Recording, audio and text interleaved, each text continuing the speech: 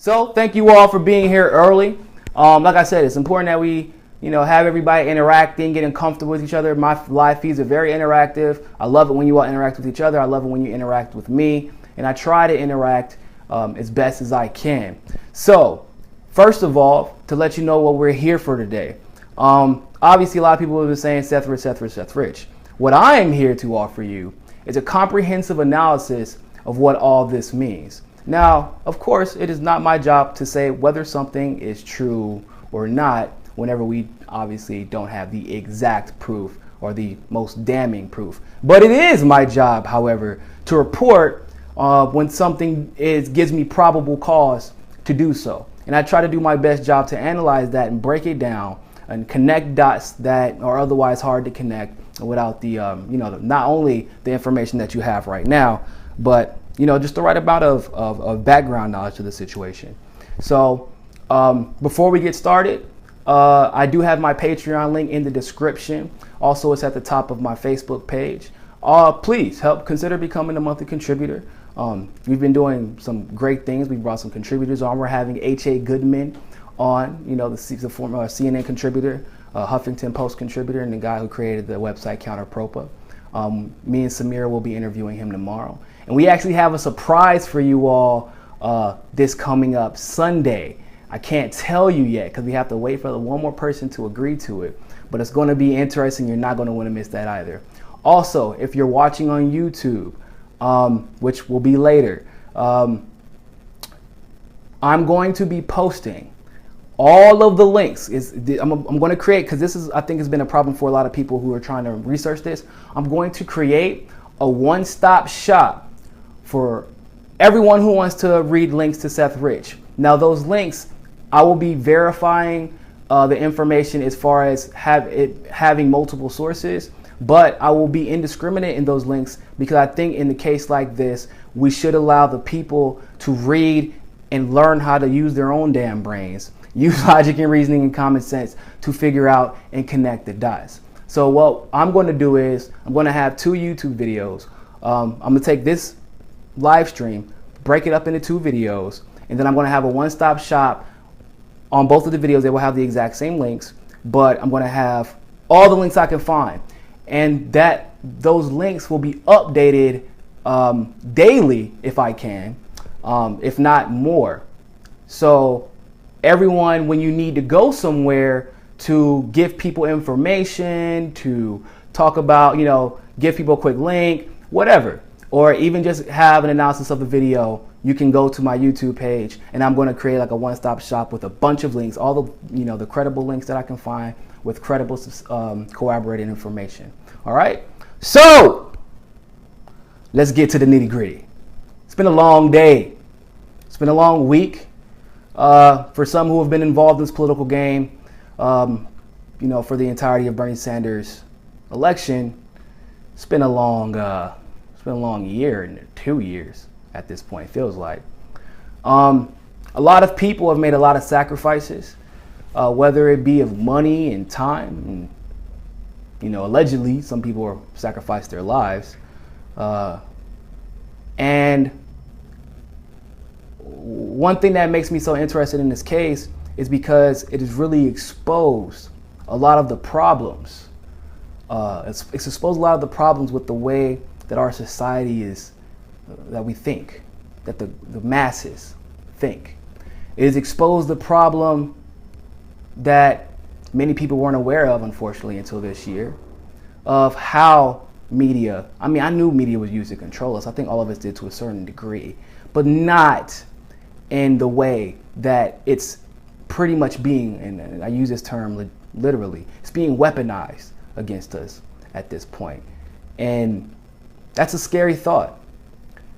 And when you're talking about people who are doing independent journalism and reporting, the same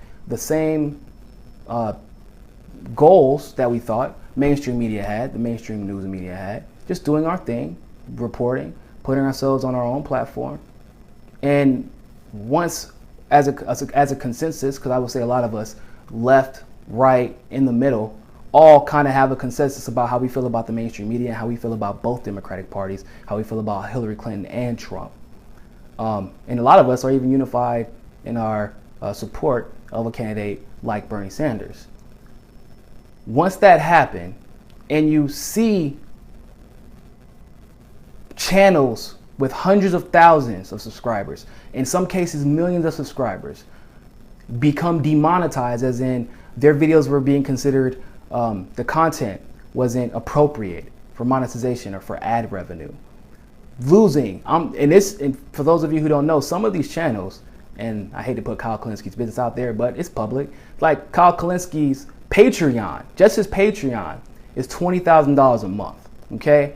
For Secular Talk, he's getting hundreds of thousands to millions of views a video, which oftentimes leads to about $15,000 to $22,000 a month as well.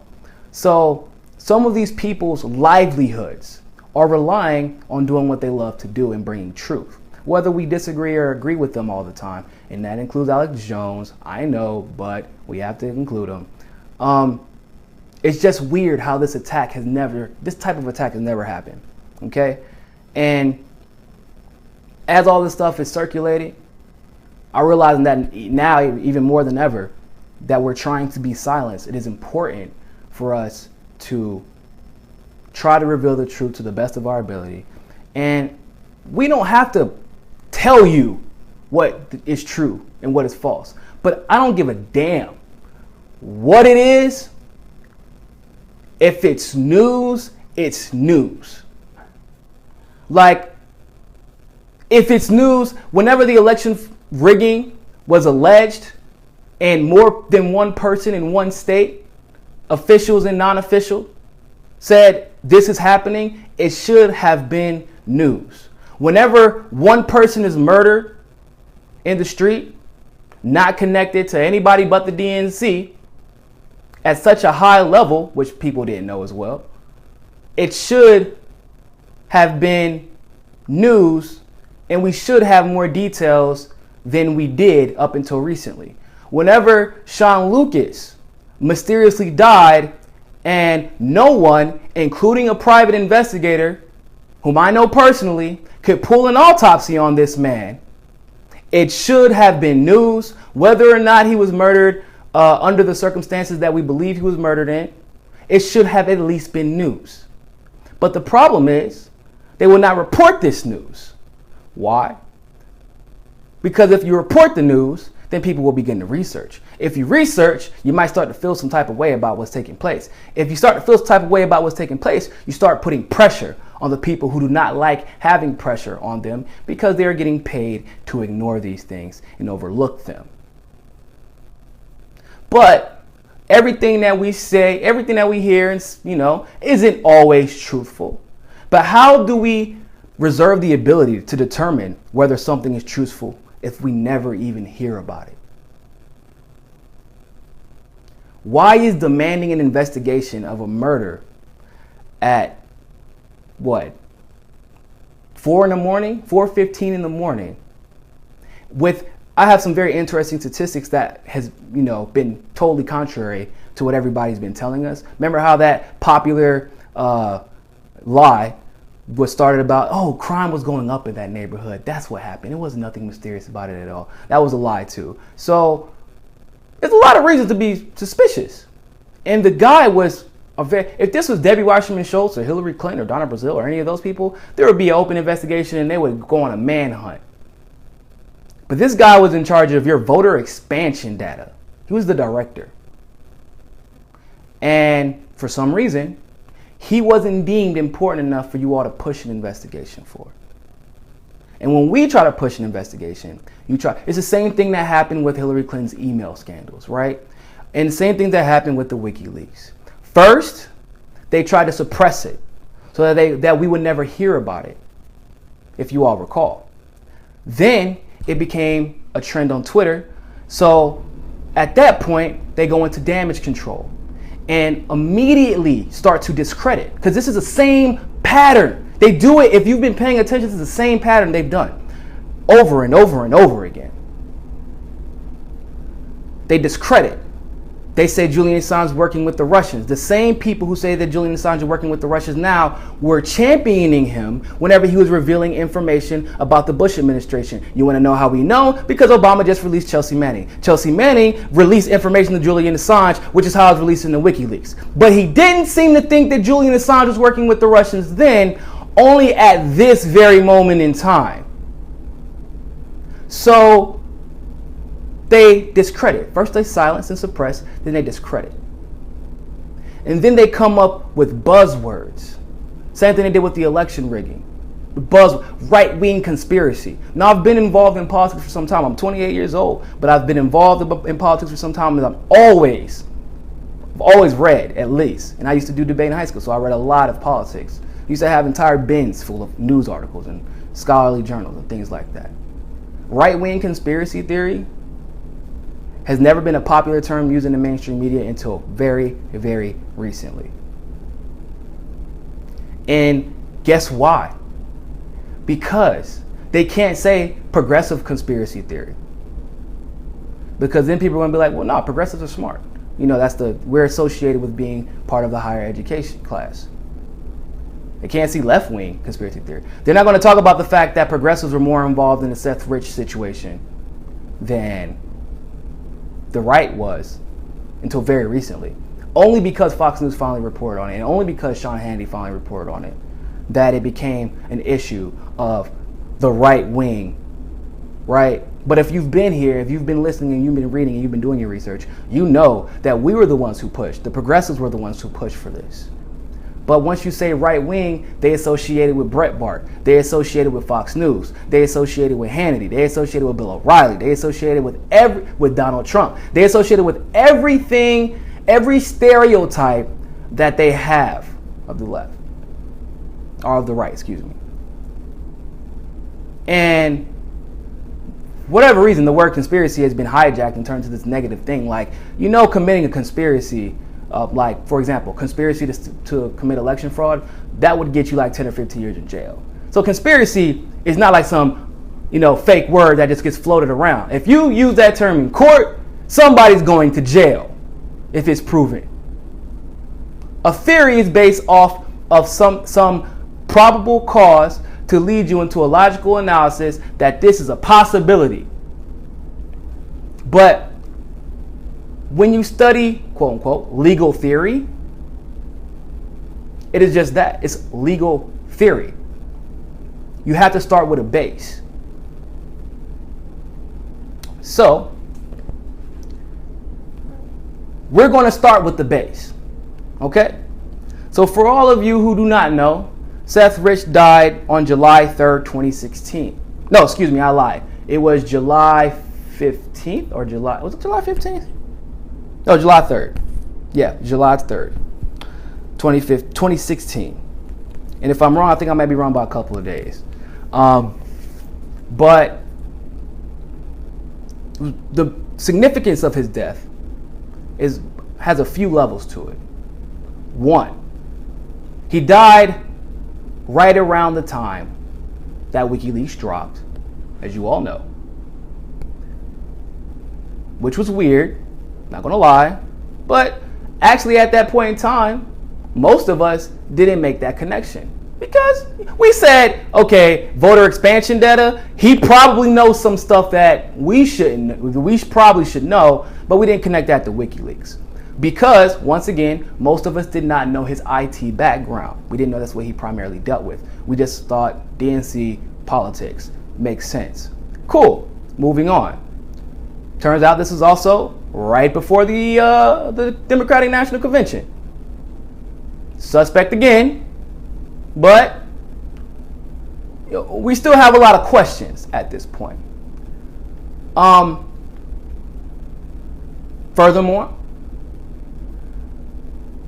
Julian Assange, as many of you remember, mentioned Seth Rich and talked about how they protect the identity of their people, and then said he couldn't release that he was their leaker. It was actually pretty weird. I don't know why he did that, but to be completely and totally honest with you, it could be a legal matter.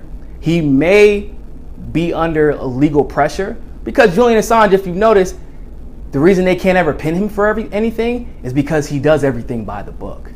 These emails that he received were not hacks. The organization confirmed it. Somebody came out, he used to be an ambassador. He worked for WikiLeaks and said, yeah, I used to come to DC, we meet. It wasn't only one person who gave me these emails. It was several people. Why do you think Julian Assange can never be pinned for anything? America wants him because we don't have to pin you for anything to hold you hostage. And everybody knows this. Once they get you, it's over. There is no going back. There is no fair trial. But, so his death was significant at that time because there was all those surrounding circumstances, but it was a lot of dots that were hard to connect without more info that we weren't being given. Because once again, we couldn't get information from the nurses. None of the doctors were allowed to, give any type of interview with the media. He was pronounced dead in the hospital at 5:40 something a.m., but he was shot in the back in the street, and he was considered stable, conscious, and responsive when he was shot. He gets to the hospital and he dies, which probably takes all of 5-6 minutes, and he dies an hour and 45 minutes later. Which is usually, if you're stable, they said there was an hour and a half of no contact with Seth Rich. Nobody knew where he was. Nobody knew where he had gone. So that means around that time, he got shot. He lay there for an hour or so. And he was an hour and a half at the hospital. By the time the ambulance got there, if he wasn't dead or bleeding out, or at least, hemorrhaging or something that's about to leak out, he wouldn't have been declared as stable and conscious and responsive. Oh yeah, not to mention the fact it was a botched robbery and he wasn't robbed. Now, some people would say, we've heard this argument used before. They've said, that neighborhood was getting bad. It was really, the crime was getting really bad. It was a really gentrified neighborhood, and that was a lie. That was the first recorded murder in that neighborhood all year, and that was July. 7 months had passed. They had, at that point, had only 2 armed robberies in the entire year. But the other robber, somebody actually robbed the person. The neighborhood was extremely affluent. It was a well-to-do neighborhood. Seth Rich, being a director of voter expansion, was a pretty well-off guy. The neighborhood was nice. That neighborhood, there was an interview with Newsweek done by one of the, this was actually done by CNN, which I'm surprised they let it on the internet. But he said, I'm not going to lie, I don't remember the last time anything violent happened in this neighborhood. And yet we were being told over and over and over again, oh yeah, it was gentrification. It's been getting bad. It was just a really bad neighborhood. No offense, and I don't want to stereotype, but Seth Rich probably wasn't going to be living in a horrible neighborhood and then being stupid enough to walk there at 4 o'clock in the morning. But now we have eyewitnesses telling us this neighborhood was affluent, that violence never happens there. Statistics show that it was only one shooting in that year, and it was a Seth Rich murder. And there was another armed robbery, but the person actually did rob the person and left the other person alive. So, that's not suspicious though, right? That's a little suspicious. So you gotta start asking a little bit more questions. Here was what was interesting to me as well. According to Newsweek, Seth Rich, which I didn't know until very, very recently, was set to testify against Clinton in the email scandal. And I was like, you know what? That would make sense. That would make sense considering that he had access to pretty much everything. Now, Newsweek reported this. I haven't seen it reported anywhere else yet. But it gets a little more interesting as the story goes on. So he was a burner. For those of you who don't know, he was a burner. He had an alias that was associated with pandas, and this has been his alias for quite some time. And that information is going to be important later on.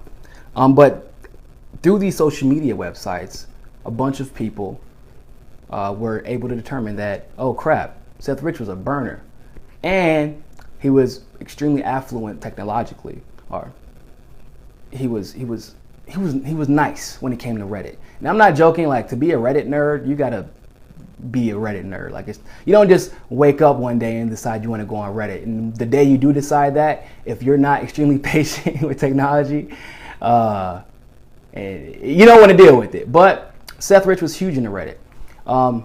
He was huge on social media, and he was an obvious burner. Now, the family hired P.I. Rod Wheeler in March. For those of you who didn't know, he was hired in March. Here's what was weird about this. He was supposedly not, because all of you have heard about the claims that he made, and I'm going to talk about that also, but all of you heard about the claims that he made. Rod Wheeler was a private investigator for the family from March up until literally this past week. He said there was an FBI agent, but he cannot reveal the source. Understandable. And of course, for which is insane to me. We're going to talk about this for a second. This is insane to me. So CNN, MSNBC, and all these other news publications that swore up to Jesus, Buddha, and Allah, these two random anonymous intelligence sources said that Putin directly influenced the election via election hacking. Those sources were okay. Those sources were fine. But a private investigator not only giving you a source, but telling you exactly how that source got that information, and then giving you corroborating evidence to show, yeah, this is obviously linked to this guy, because who else had access to that much information other than other IT people? I mean, but this isn't a guy who worked for Hillary or a guy who worked for Bernie. This is a guy who worked at the DNC headquarters. So he had the skeleton key.